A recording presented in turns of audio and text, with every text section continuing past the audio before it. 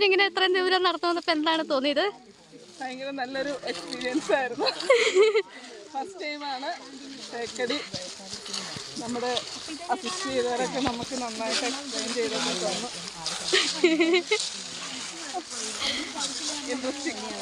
Interesting. അങ്ങനല്ല, ആദ്യം scripted ആകും മിസ് ചെയ്തേക്കട്ടെ. ബിഷപ്പ് എന്താടി ബിഷപ്പോ? അപ്പോൾ കടുവാണെങ്കിൽ ടെറിട്ടറി മാർക്ക് ചെയ്യാൻ വേണ്ടി ഇങ്ങനെ മാർക്ക് ചെയ്യും. അപ്പോൾ അതിൻ്റെ ചീക്കിലും കയ്യിലും ഒക്കെ സെൻസറി ഗ്ലാൻസ് ഉണ്ട്. അപ്പോൾ അതിങ്ങനെ സ്ക്രാച്ച് ചെയ്യുമ്പോൾ അതവിടെ പിന്നെ അകത്തിരിക്കും. വേറെ കടുവ അല്ലെങ്കിൽ